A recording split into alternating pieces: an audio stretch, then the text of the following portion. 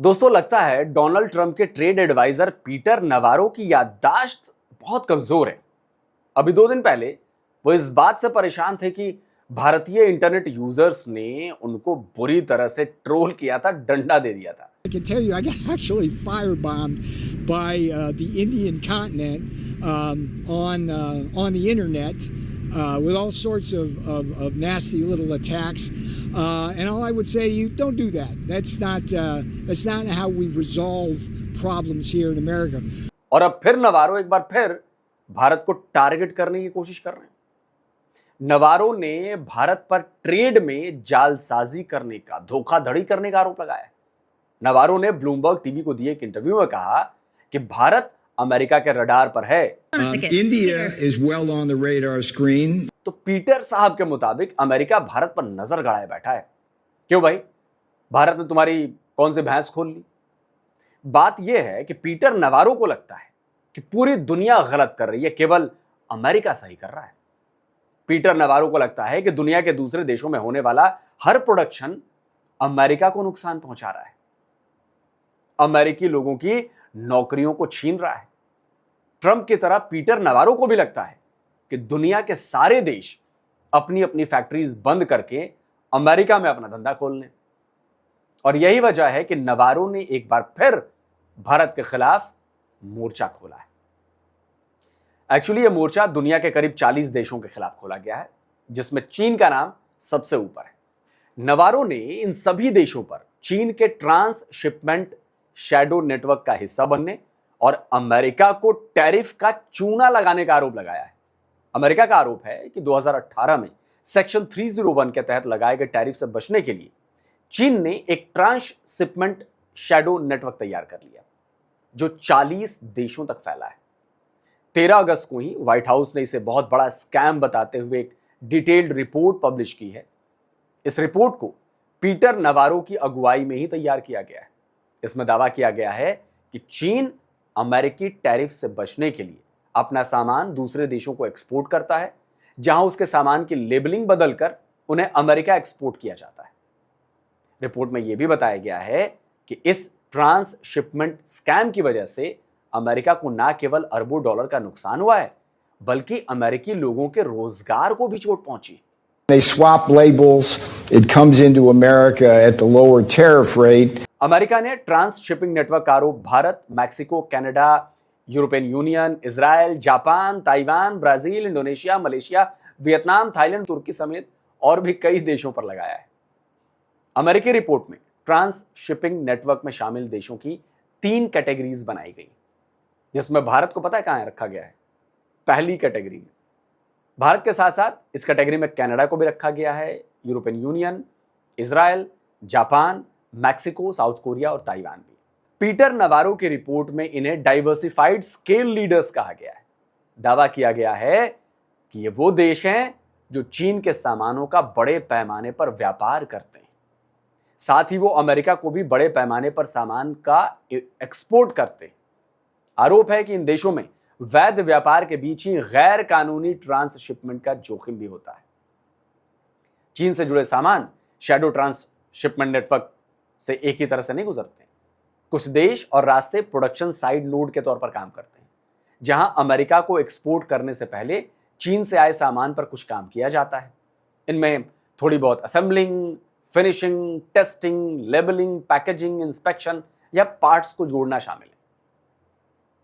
इस नेटवर्क के कुछ देश लॉजिस्टिक्स साइड नोड के तौर पर काम करते हैं, जहां मुख्य काम मैन्युफैक्चरिंग नहीं होता है, बल्कि रूटिंग, सामान इकट्ठा करना, वेयर हाउसिंग, डॉक्यूमेंटेशन में बदलाव, री इनवॉइसिंग, री लेबलिंग या फिर नए कागजात के साथ री एक्सपोर्ट करना होता है। अमेरिका का दावा है कि चीन ये काम 2018 के बाद से ही कर रहा है। न्यूयॉर्क टाइम्स ने अपनी रिपोर्ट में इसे ग्रेट स्कैम का नाम दिया है। अमेरिकी रिपोर्ट में यह भी बताया गया है कि डोनाल्ड ट्रंप, जो कि गजब के प्रेसिडेंट है अमेरिका के, उनके दूसरे कार्यकाल के दौरान बरती जा रही सख्ती की वजह से पोस्ट रिलीज डिस्क्रिपेंसीज यानी कस्टम डिपार्टमेंट के माल छोड़े जाने के बाद की गई जांच में पकड़ी गई हेरफेर के मामलों में 245% की बढ़ोतरी दर्ज की गई, यानी कि 245%।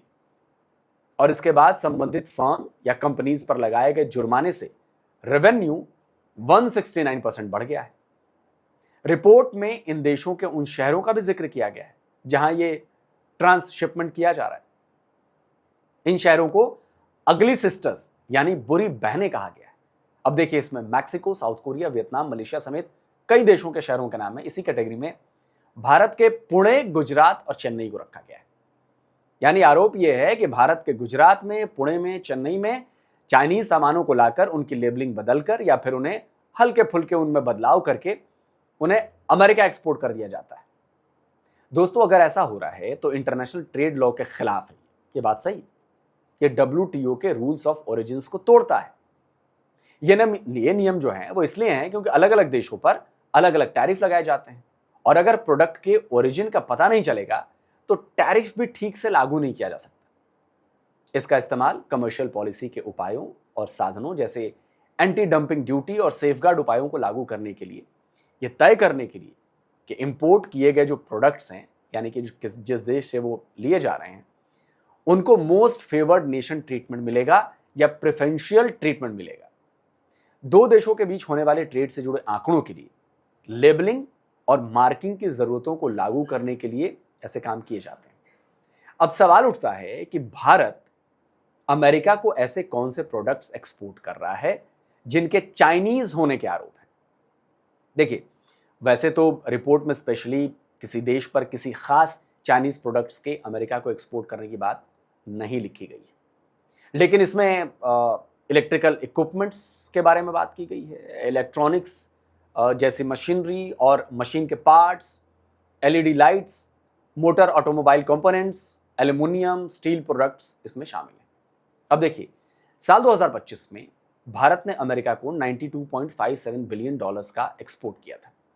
इसमें $25.77 बिलियन के इलेक्ट्रिकल और इलेक्ट्रॉनिक इक्विपमेंट्स थे, $9.74 बिलियन के फार्मा प्रोडक्ट्स थे, $7.2 बिलियन की मशीनरी, न्यूक्लियर रिएक्टर्स और बॉयलर्स थे, पर्ल्स, प्रीसियस स्टोन्स, मेटल्स और कॉइन्स $6.83 बिलियन के थे, मिनरल फ्यूल्स, तेल, डिस्टिलेशन प्रोडक्ट्स $4.03 बिलियन के थे।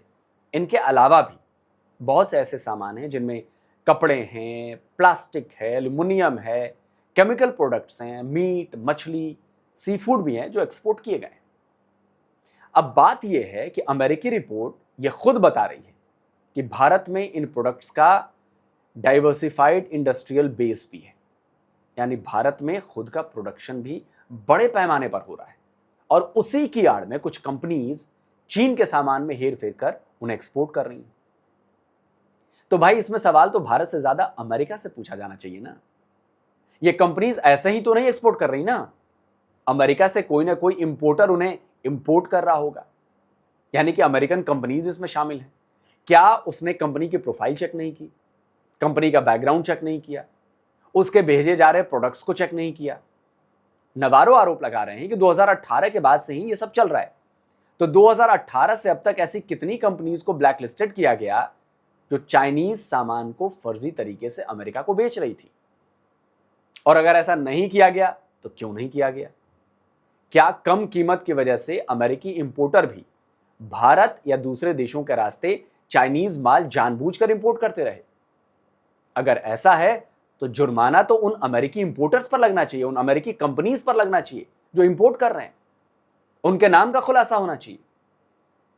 तो नवारो साहब, अगर भारत पर अमेरिका नजर गड़ाए बैठा है तो भारत के लोग आप पर नजर गड़ाए बैठे हैं। आपकी ये एक तरफा बात नहीं चलेगी और ना ही बर्दाश्त की जाएगी। अगर आपकी इसी तरह की बयानबाजी चलती रही तो भारत सरकार इसका जो जवाब देगी वो अलग है, भारतीय इसका जवाब अलग तरीके से देंगे। और अब की बार भारतीयों के फायर बॉम्ब्स का रोना मत रोइएगा। दोस्तों, आप क्या कहते हैं? नवारो को सबक सिखाने की जरूरत है? मुझे तो लगता है कि है। कमेंट में अपनी राय लिखिए। जल्दी मिलता हूं एक और नए वीडियो के साथ। नमस्कार, जय हिंद।